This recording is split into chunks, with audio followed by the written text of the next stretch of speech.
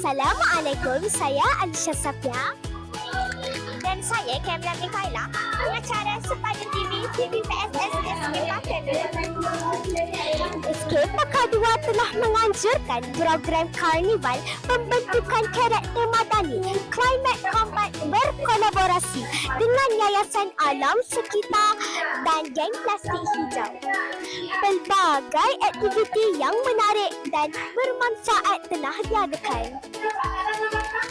Ya, kawan-kawan, antara aktiviti yang telah diadakan ialah program Cash to Cash, pertandingan mercu tanda, aktiviti membuat tote bag, melukis poster, mewarna, pameran dan banyak lagi.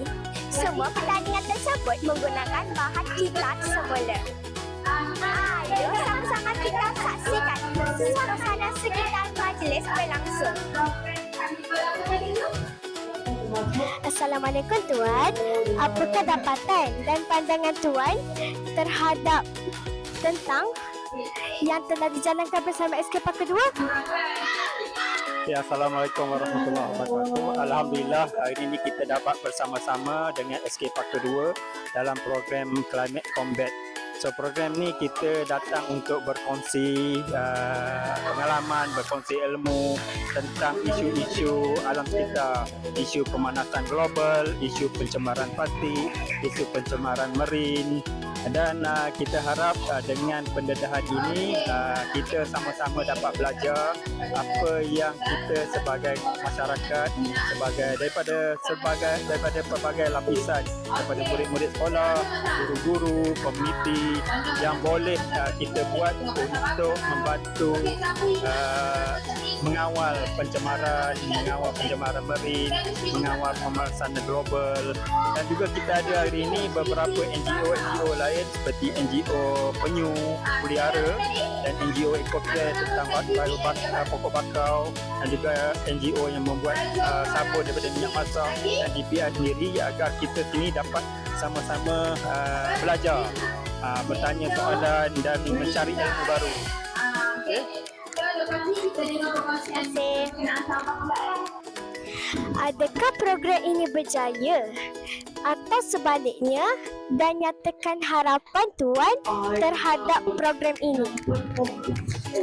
Pada pandangan saya, program kita hari ini telah berjaya mencapai matlamatnya, kerana kita boleh lihat daripada minat-minat murid-murid dengan kita punya perkongsian, minat murid-murid tentang kita punya pameran, dan masa kuis ramai yang minat nak jawab kan. So saya nampak minat tu ada, dan dengan menjana minat tu, kita rasa kita dah berjaya menyampaikan maklumat yang kita nak sampai lah. Dan saya harap selepas ni murid-murid akan terus menjadi duta lah alam sekitar, menjadi duta alam sekitar. Kalau tak boleh nak buat besar, kita nak minta murid-murid ni jadi duta alam sekitar kepada keluarga dia sendiri. Kita ajak ibu bapa kita, adik-beradik kita untuk sama-sama menjaga alam sekitar.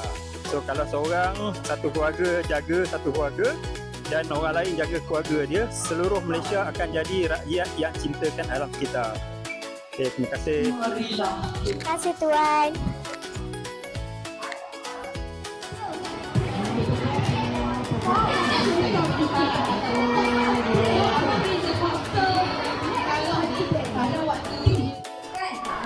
Sekian dahulu episod kali ini.